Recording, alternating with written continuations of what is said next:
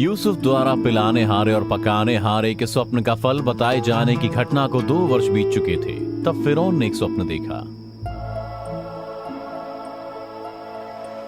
वह नील नदी के किनारे खड़ा था और उस नदी में से 7 सुंदर और मोटी मोटी गाय निकलकर कछार की घास चरने लगी और उनके पीछे और 7 गायें जो कुरूप और दुर्बल थीं नदी से निकली और दूसरी गायों के निकट नदी के तट पर जाकर खड़ी हुईं। तब वे कुरूप और दुर्बल गायें उन 7 सुंदर और मोटी गायों को खा गईं। तब फिरौन जाग उठा और वह फिर से सो गया और दूसरा स्वप्न देखा। एक डंठल में से 7 मोटी और अच्छी अच्छी बालें निकली। उनके पीछे 7 बालें पतली और पुरवाई से मुरझाई हुई निकली और उन पतली बालों ने उन 7 मोटी और अन्न से भरी हुई बालों को निगल लिया। तब फिरौन जाग उठा और उसे मालूम हुआ कि यह स्वप्न ही था। भोर को फिरौन का मन व्याकुल हुआ और उसने मिस्र के सब ज्योतिषियों और पंडितों को बुलवा भेजा और उनको अपने स्वप्न बताए, पर उनमें से कोई भी उनका फल फिरौन को ना बता सका। तब पिलाने हारों का प्रधान फिरौन से बोल उठा, आज मुझे मेरे अपराध स्मरण आए हैं। जब फिरौन अपने दासों से क्रोधित हुआ था और मुझे और पकाने हारे के प्रधान को कैद करवा के बंदी गृह में डाल दिया था, तब हम दोनों ने स्वप्न देखे थे। वहाँ हमारे साथ एक इब्री जवान था जो जल्लादों के प्रधान का दास था और हमने उसको अपने स्वप्न बताए तथा उसने हमारे स्वप्नों का अर्थ बता दिया। जैसा अर्थ उसने हमसे कहा था वैसा ही हुआ भी। मुझको तो मेरा पद फिर मिला, पर वो फांसी पर लटकाया गया। तब फिरौन ने यूसुफ को बुलवा भेजा और उन्होंने उसे झटपट बंदी गृह से बाहर निकाला और बाल बनवाकर और वस्त्र बदलकर फिरौन के सामने आया। और फिरौन ने यूसुफ से कहा, मैंने एक स्वप्न देखा है और उसका अर्थ बताने वाला कोई भी नहीं है।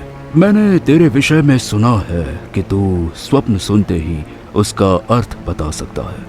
मैं तो नहीं कर सकता हूँ। परमेश्वर ही फिरौन को वो उत्तर देगा जिससे उसके मन को शांति मिले। इसलिए फिरौन ने अपना स्वप्न यूसुफ पर प्रकट किया।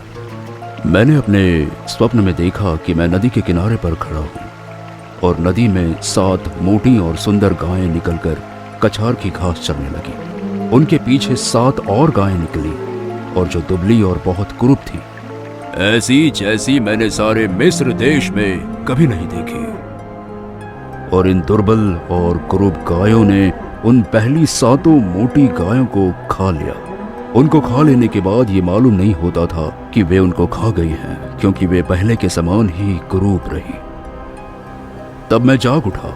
फिर मैंने दूसरा स्वप्न देखा कि एक ही डंडे में 7 अच्छी और अन्न से भरी हुई बालें निकली। उनके पीछे और 7 बालें पतली और पुरवाई से मुरझाई हुई निकली। इन पतली बालों ने उन 7 अच्छी बालों को निगल लिया।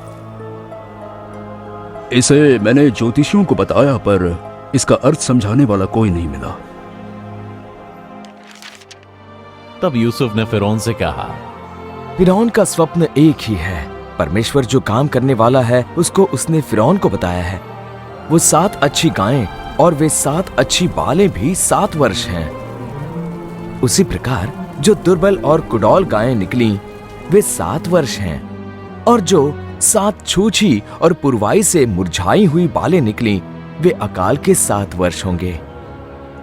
ये वही है जो मैं फिरौन से कह चुका हूं। परमेश्वर जो काम करने वाला है उसे उसने फिरौन को दिखाया है। सारे मिस्र देश में 7 वर्ष तो बहुतायत की उपज वाले होंगे। उनके पश्चात 7 वर्ष अकाल के आएंगे और सारे मिस्र देश में लोग इस सारी उपज को भूल जाएंगे और अकाल से देश का नाश होगा और बहुतायत की उपज का देश में फिर स्मरण न रहेगा, क्योंकि अकाल अत्यंत भयंकर होगा। फिरौन को यह स्वप्न 2 बार क्यों दिखाया गया? क्योंकि ये बात परमेश्वर की ओर से नियुक्त हो चुकी है और परमेश्वर इसे शीघ्र ही पूरा करेगा। इसलिए अब फिरौन किसी समझदार और बुद्धिमान पुरुष को ढूंढ करके उसे मिस्र देश पर प्रधानमंत्री ठहराए। फिरौन ये करे कि देश पर अधिकारियों को नियुक्त करे और जब तक बहुतायत के 7 वर्ष रहें तब तक वो मिस्र देश की उपज का पंचमांश लिया करे। वे इन अच्छे वर्षों में सब प्रकार की भोजन वस्तु इकट्ठा करें और अनाज को फिरौन के वश में करके अलग एकत्रित करें। वो भोजन वस्तु अकाल के उन 7 वर्षों के लिए जो मिस्र देश में आएंगे देश के भोजन के लिए रखी रहे, जिससे देश उस अकाल से सत्यानाश न हो जाए।